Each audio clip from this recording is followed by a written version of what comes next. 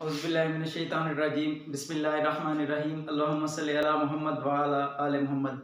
Dear students, last time हमने discuss किया था अपना टॉपिक फर्टिलाइजेशन को। उसमें हमने जनरल सी बातें की थी कि फर्टिलाइजेशन के प्रोसेस में हमारे पास केमोटैक्टिक अट्रैक्शन किस तरह होती है, एक्रोसोमर रिएक्शन किस तरह होते हैं। इसके बाद हमने देखा था कि मिलर के एक्सपेरिमेंट रिगार्डिंग फर्टिलाइजेशन। आज हम उसी फर्टिलाइजेशन को आगे बढ़ाएंगे और जो स्टेप्स हमने जनरलाइज करके बयान किए थे, आज उसको एक स्पेसिफिक स्पीशीज या एनिमल के ऊपर अप्लाई करेंगे। तो आज हम फर्टिलाइजेशन जिस चीज़ के ऊपर अप्लाई करने जा रहे हैं वो है सी अर्चिन। सी अर्चिन का हमें पता है वो गायनोडर्मेटा से ताल्लुक़ रखते हैं। आज हम उसके ऊपर देखेंगे कि उनमें अट्रैक्शन किस तरह होती है, एक्रोसोमल रिएक्शन किस तरह होते हैं। तो आइए स्टार्ट करते हैं फर्टिलाइजेशन इन सी अर्चिन। तो हमारा मेन टॉपिक है आज का फर्टिलाइजेशन इन सी अर्चिन। फर्टिलाइजेशन इन सी अर्चिन। हमें पता है कि जो सी अर्चिन है वो इकाइनोडर्मेटा से ताल्लुक रखता है। इकाइनोडर्म्स हैं, ये इकाइनोडर्मेटा से ताल्लुक रखते हैं।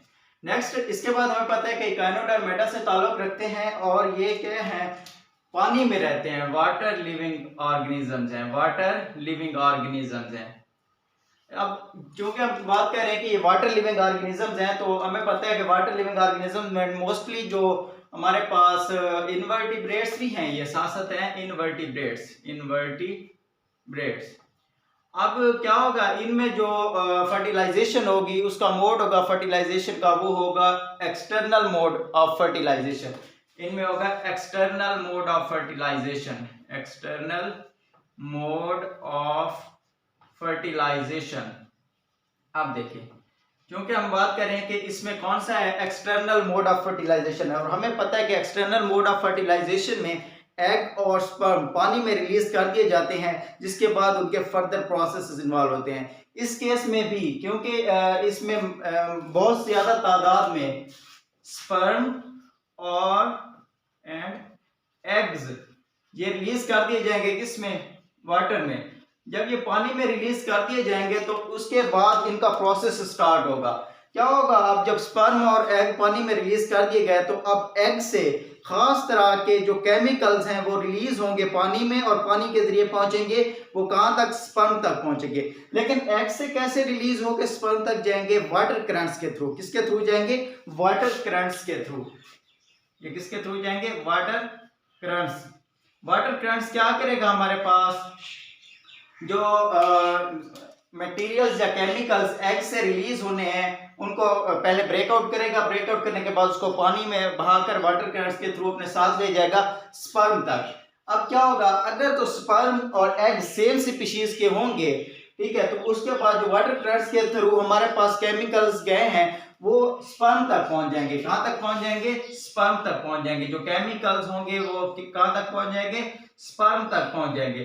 अगर तो सेम स्पीशीज का केमिकल्स जो कि एग से रिलीज हुआ है और स्पर्म सेम स्पीशीज का है, तो क्या करेगा, स्पर्म के ऊपर रिसेप्टर साइट्स मौजूद होंगी। क्या मौजूद होंगी, रिसेप्टर साइट्स मौजूद होंगी जो इसको आपस में अटैच कर देंगी। अब एक्सटर्नल फर्टिलाइजेशन के केस में क्या होता है, जो स्पर्म के ऊपर जो रिसेप्टर साइट्स होती हैं वो एक स्पेसिफिक साइट पे मौजूद होती हैं। इसका मतलब पूरे स्पर्म पे मौजूद नहीं होंगी, एक स्पेसिफिक साइट पे मौजूद होंगी जिसके साथ वो जाके अटैच हो जाएंगी।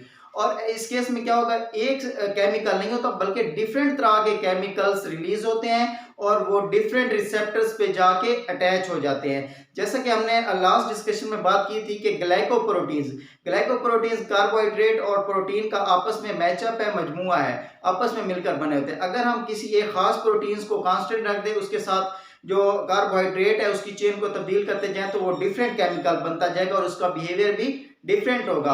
और इसी तरह अगर हम कार्बोहाइड्रेट को सेम रख देते हैं और प्रोटीन चेंज करते रहते हैं, तो तब भी क्या होगा, हमारे पास डिफरेंट केमिकल्स प्रोड्यूस होंगे और उसके नतीजे में जो उसके इफेक्ट्स होंगे वो भी क्या होंगे, डिफरेंस होंगे। इसी तरह जब एग से लेट करें हमारे पास ग्लाइकोप्रोटीन वाटर करंट्स के थ्रू रिलीज हुई, ग्लाइकोप्रोटीन। अब ग्लाइकोप्रोटीन्स क्या करेंगी, जो स्पर्म स्ट्रक्चर है इसके साथ इसकी रिसेप्टर साइट्स पे जाके क्या हो जाएंगी, अटैच हो जाएंगी। जब ये यहाँ पे अगर इसकी रिसेप्टर साइट्स यहाँ पे मौजूद हैं और ये सेम स्पीशीज के एग और स्पर्म है, तो यहाँ पे आके ये क्या कर देंगी, एग के साथ अटैच हो जाएंगी। जब ये एग के साथ अटैच हो जाएंगी, अब क्या होगा, जब स्पेसिफिक प्रोटीन्स या ग्लाइकोप्रोटीन अपने रिसेप्टर साइट्स के साथ अटैच होगी तो उस वक्त ये जाकर स्पर्म को एक्टिव कर देंगी। इससे पहले स्पर्म डीएक्टिव स्टेट में हमारे पास मौजूद होगा।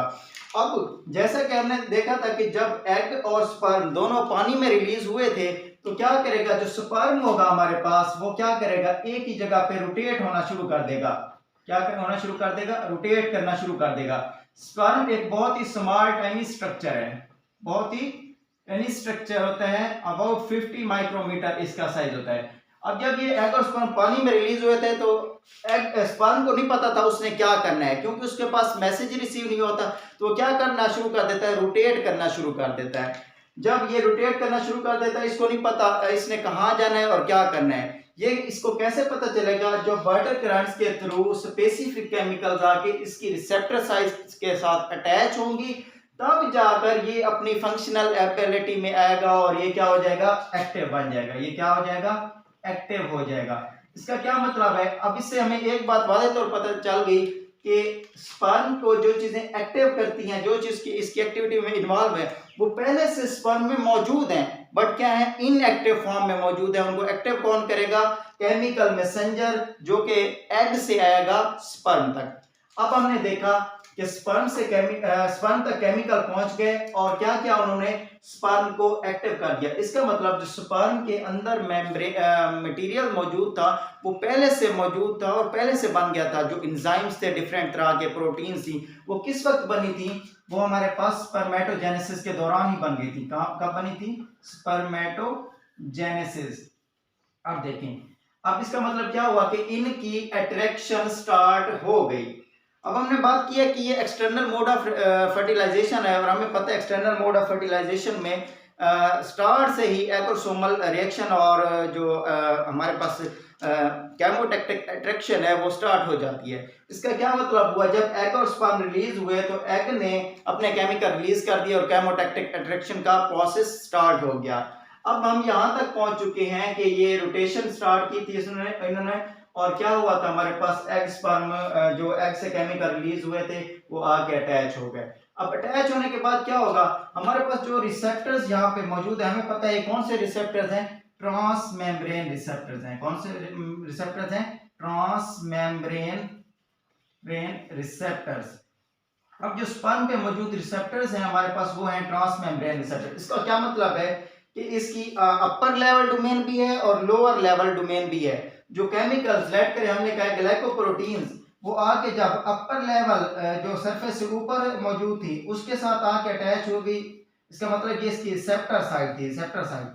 इसके साथ जब अटैच होगी तो ये क्या करेगा, इंटरनल इस प्रोटीन या जो कुछ भी है इसको क्या करेगा, एक्टिव कर देगा, एंजाइम है या जो कुछ स्ट्रक्चर भी है। अब ये क्या करेगा, जो इसकी लोअर डोमेन है, लोअर डोमेन, अब ये जो रिसेप्टर इसके साथ रिसेप्टर साइट पर अटैच हुआ है, यहाँ से जो मैसेज जाएगा लोअर डोमेन में मौजूद एंजाइम्स को क्या कर देगा, एक्टिव कर देगा। क्या कर देगा, एक्टिव कर देगा। इस एंजाइम को क्या कर देगा, एक्टिव कर देगा। अब देखें, अब हम क्योंकि बात कर रहे हैं सी अर्चिन की, और सी अर्चिन के केस में क्या होगा, जो रिसेप्टर साइट पे जब आके केमिकल अटैच होगा तो साइक्लिक जीएनपी क्या हो जाएगी, एक्टिव हो जाएगी। साइक्लिक जीएनपी क्या हो जाएगी, एक्टिव हो जाएगी। जब ये एक्टिव होगी तो हमें पता है कि ये मजीद फर्दर चीजों को एक्टिव कर देगी। साइक्लिक जीएनपी क्या करेगी, हमारे पास फर्दर जो चेन्स ऑफ एंजाइम्स है उनको एक्टिव करती जाएगी। इनमें सबसे जो इसका इंपॉर्टेंट फंक्शन होगा, ये क्या करेगी, कैल्शियम चैनल्स को ओपन करने में अहम किरदार अदा करेगी। कैल्शियम चैनल्स को क्या कर देगी, ओपन कर दी। लेट करें कि ये हमारे पास कैल्शियम चैनल्स हैं, ये कैल्शियम चैनल हैं। अब क्या करें, हमें पता है कि CHL साल्टी वाटर में मौजूद होते हैं और उसमें कैल्शियम आयंस की मिकदार क्या होती है, बहुत ज्यादा मौजूद होती है। जब इसमें कैल्शियम आयंस की तादाद मौजूद थी तो क्या हुआ था, हमारे पास पहले तो ये इनएक्टिव था, मतलब कैल्शियम चैनल्स ओपन नहीं थे। कैल्शियम चैनल कब ओपन हुए, जब ग्लाइकोप्रोटीन आके अटैच हुई अपर लेवल डोमेन रिसेप्टर के साथ, उसने किसको एक्टिव किया, साइक्लिक जीएनपी को। साइक्लिक जीएनपी ने क्या किया, कैल्शियम चैनल्स को ओपन कर दिए। जब कैल्शियम चैनल्स ओपन हो गए तो आउटसाइड एनवायरनमेंट से कैल्शियम रश हो जाएगी इनसाइड, अंदर की तरफ। अब कैल्शियम की क्या हो जाएगी, मिकदार बढ़ जाएगी। जब कैल्शियम की मिकदार बढ़ जाएगी तो अब कैल्शियम डिपेंडेंट एंजाइम्स मौजूद होते हैं स्पर्म्स के अंदर। क्या मौजूद होते हैं? Calcium dependent enzymes. अब क्या होगा? कैल्शियम डिपेंडेंट एंजाइम जो इससे एसोसिएटेड एंजाइम्स हैं, कैल्शियम उनको क्या कर देगी? एक्टिव कर देगी। जब कैल्शियम उनको एक्टिव करेगी तो उससे नेक्स्ट प्रोसेसेस स्टार्ट हो जाएंगे। अब यहाँ पे बताने का मेन मकसद ये था हमारे पास कि जो ये किस तरह से एक दूसरे को ये चैनल्स एक्टिव कर रहे हैं। अब जब ये कैल्शियम चैनल्स एक्टिव हो जाएंगे, कैल्शियम इनसाइड ज्यादा हो जाएगी, उसके बाद हमारे नेक्स्ट प्रोसेस स्टार्ट हो जाएंगे। अब चूंकि हम यहाँ तक पहुंच चुके हैं कि कैल्शियम आयन एक्टिव हो चुका है, इससे क्या होगा? अब देखिए, यहीं से हमारी डिस्कशन स्टार्ट हुई थी ना ग्लाइकोप्रोटीन से। अब जब ग्लाइकोप्रोटीन्स डिफरेंट तरह की हैं तो इसका मतलब है रिसेप्टर जो कि स्पर्म के ऊपर मौजूद थे, स्पर्म मेम्ब्रेन के ऊपर, वो भी डिफरेंट होंगे। अगर कोई भी रिसेप्टर, कोई भी प्रोटीन अपने रिसेप्टर से जाके नहीं मिलती, सब प्रोटीन अपने सब रिसेप्टर से नहीं मिलते, तो उस वक्त तक उसकी स्पर्म की एक्टिवेशन नहीं होगी। मैं आपको इस तरह समझाता हूं कि अगर लेट करें हमारे पास 8 केमिकल्स हमारे पास आए हैं और टोटल रिसेप्टर थे 10, तो 8 के साथ अटैच हो गए, 2 अभी भी बाकी है। इसका मतलब जो स्पर्म होगा वो एक्टिव नहीं होगा। स्पर्म किस वक्त एक्टिव होगा? जब 10 केमिकल्स अपने 10 जो उसके मुतलका रिसेप्टर्स हैं उनके साथ जाके अटैच होगा, उस वक्त स्पर्म की एक्टिविटी बहाल होगी और स्पर्म को एक डायरेक्शन मिल जाएगी कि स्पर्म ने क्या करना है। हमने देखा था कि जो स्पर्म और एग हैं एक दूसरे के ऊपर इंटरडिपेंडेंट हैं। इसके लिए? फर्टिलाइजेशन के लिए। अब पहले केस में क्या हुआ कि एग से केमिकल रिलीज हुआ और स्पर्म को उसने एक्टिव किया।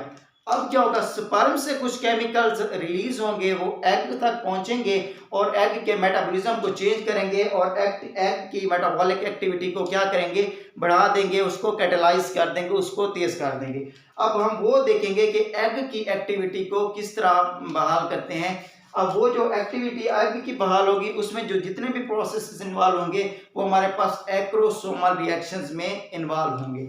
अब हमारा जो टॉपिक स्टार्ट होता है वो हम देखेंगे कि एक्रोसोमल रिएक्शंस क्या हैं और कैसे स्टार्ट होते हैं। अब हम बात कर लेते हैं एक्रोसोमल रिएक्शंस की। एक्रोसोमल रिएक्शन अब हम देखेंगे एक्रोसोमल रिएक्शंस। एक्रोसोमल रिएक्शन, अब जैसा कि नाम से जाहिर हो रहा है acrosome, acrosomal, acrosome actually bag of enzymes है, एक्रोसोम एंजाइम के।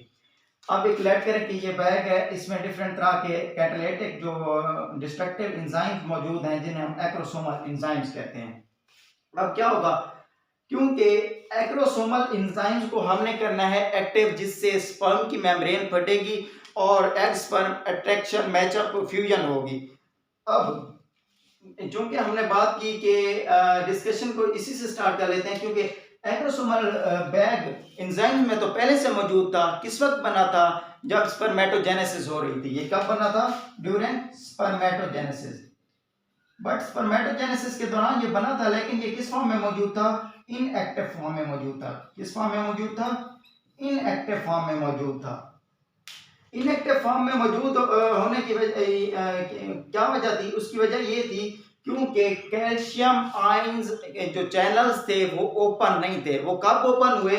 उस वक्त ओपन हुए जब कैल्शियम स्पर्म के अंदर ज्यादा मिकदार में आई, उसने कैल्शियम डिपेंडेंट एंजाइम्स और मॉलिक्यूल्स को एक्टिव किया, जिससे फर्दर रिएक्शंस हुए। अब हम देखेंगे कि एक्रोसोमल रिएक्शन में सबसे पहला कौन सा रिएक्शन इन्वॉल्व होता है। तो सबसे पहला जो रिएक्शन इन्वॉल्व होता है उसमें होता है fusion of acrosomal membrane, fusion of acrosomal membrane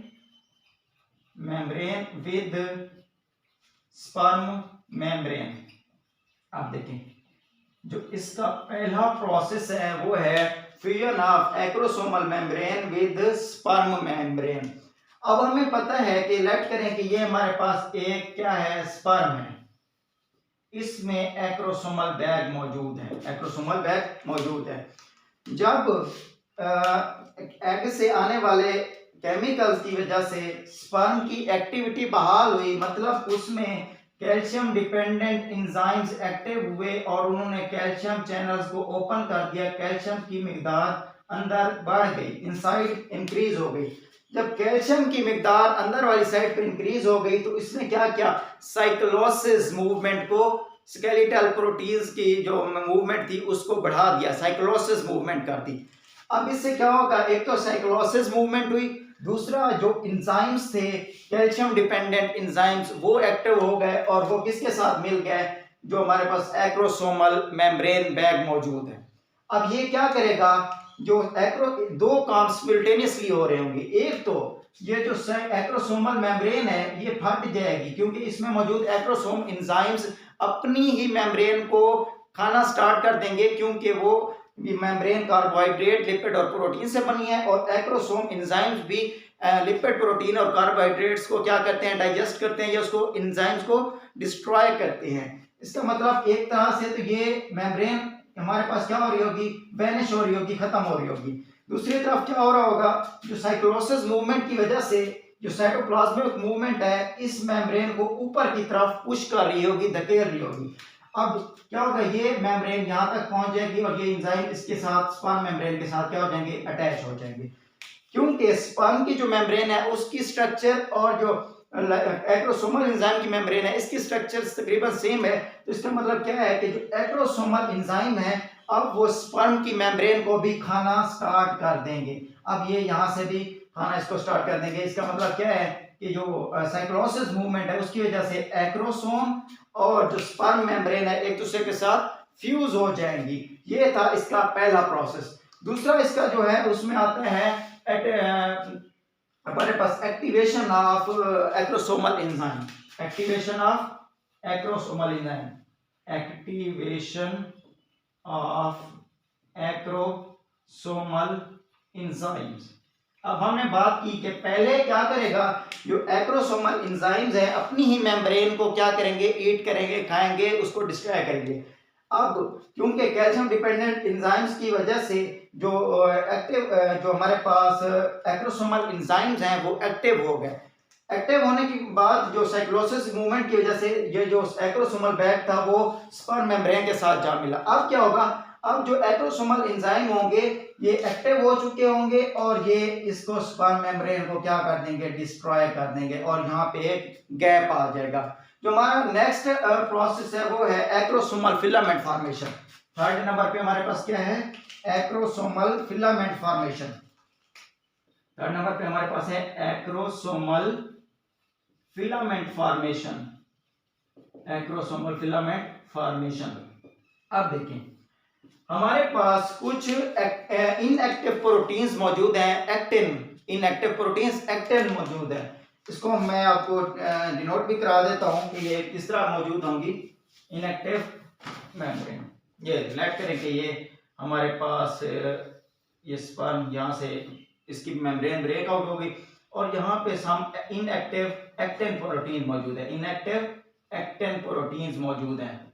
अब क्या होगा, जब कैल्शियम आयंस डिपेंडेंट एंजाइम्स वो एक्टिव हो जाएंगे, वो क्या करेंगे, इस इनएक्टिव एक्टिन प्रोटीन को क्या कर देंगे, अरेंज करना स्टार्ट कर देंगे, एंड टू एंड डायरेक्शन में अरेंज करेंगे। कैसे अरेंज करेंगे, end to end direction, end to end direction में अरेंज करेंगे।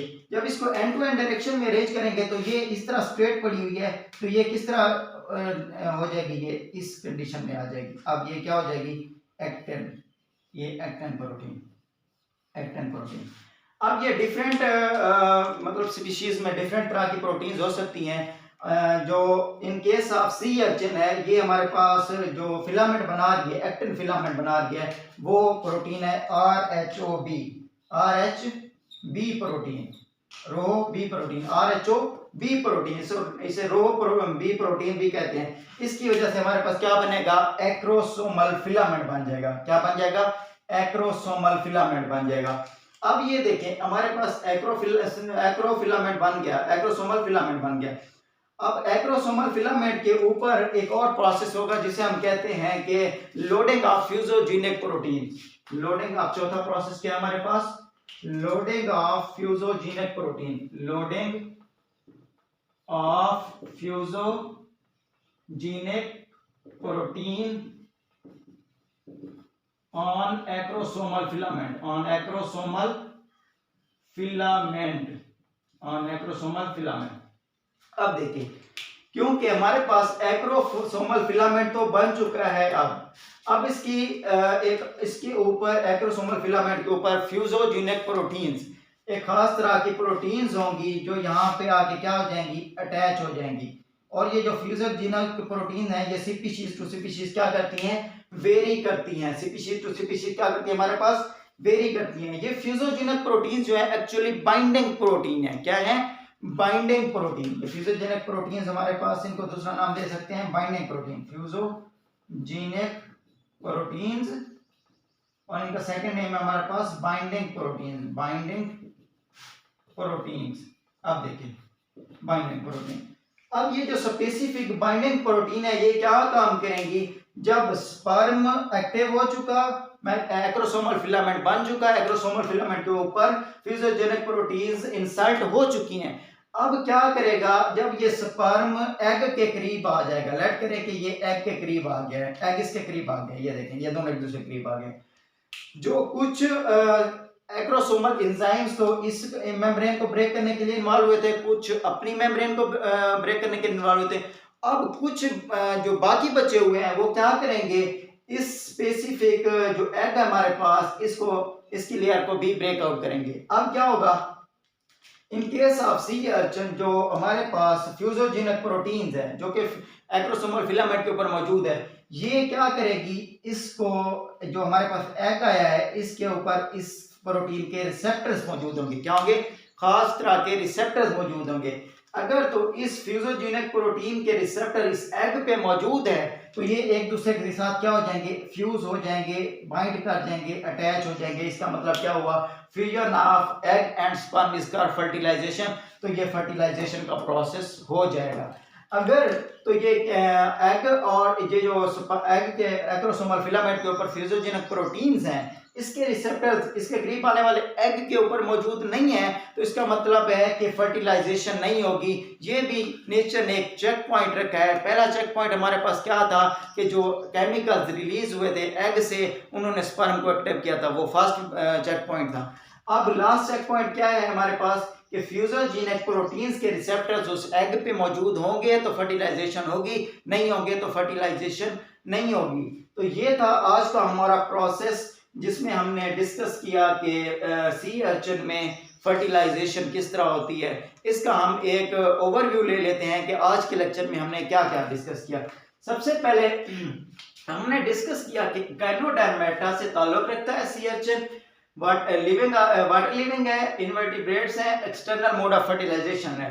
एग स्पर्म वाटर में रिलीज होते हैं, वाटर करंट से जो केमिकल्स एग के केमिकल्स हैं वो स्पर्म तक जाते हैं। अगर तो स्पर्म के ऊपर उनके रिसेप्टर्स मौजूद हैं जो केमिकल्स एग से रिलीज हुए थे, तो वो उसके साथ बाइंड होकर स्पर्म को एक्टिव कर देते हैं। स्पर्म पहले इनएक्टिव फॉर्म में मौजूद होता है और जब वो रिलीज होता है तो वो रोटेट करता रहता है, उसको नहीं पता उसने किस डायरेक्शन में जाना है। बट जब ये केमिकल्स एग से आने वाले स्पर्म सर्फिकस का उसके रिसेप्टर साइट के साथ अटैच हो जाते हैं, तो जो अपर लेवल डोमेन है उसके जो रिसेप्टर साइट हैं वो इंटरनल जो लोअर लेवल डोमेन है उसके एंजाइम्स को एक्टिव करते जाएंगे। जैसा कि इन हमारे पास ऑर्गेनिक एक साइक्लिक जीएनपी है, वो क्या करेगी, कैल्शियम आयंस चैनल्स को ओपन कर देगी। जब कैल्शियम आयंस चैनल ओपन होंगे तो कैल्शियम रश करेगी इनसाइड कैल्शियम की मिकदार बढ़ जाएगी, जिसकी वजह से कैल्शियम डिपेंडेंट एंजाइम्स एक्टिव हो जाएंगे। वो कैल्शियम डिपेंडेंट एंजाइम्स क्या करेंगे, हमारे पास कैल्शियम डिपेंडेंट एंजाइम्स एक्टिव हो जाएंगे। कैल्शियम किस तरह एक्टिव करती है अपने एंजाइम्स को, क्योंकि कैल्शियम में हाई वोलेटिलिटी पावर है, हाई रिएक्शनरी पावर है, वो उसको एक्टिव की। जब कैल्शियम की मिकदार बढ़ जाएगी बाहर से आई हुई कैल्शियम की वजह से, तो उसमें पीएच में तब्दीली आती है। जब पीएच में तब्दीली आती है तो हमें पता है किसी भी एंजाइम को एक्टिव या डीएक्टिव किया जा सकता है। तो इसका मतलब क्या हुआ, जब कैल्शियम आई पीएच चेंज हुआ, एंजाइम एक्टिव हो गए। एक्टिव एंजाइम की वजह से साइक्लोसिस मूवमेंट हुई। साइक्लोसिस मूवमेंट की वजह से हमारे पास जो और कैल्शियम आयन चैनल जो कैल्शियम डिपेंडेंट एंजाइम है उसकी वजह से एक्रोसोमल एंजाइम्स एक्टिव हुए, उन्होंने अपनी मेम्ब्रेन को तोड़ा।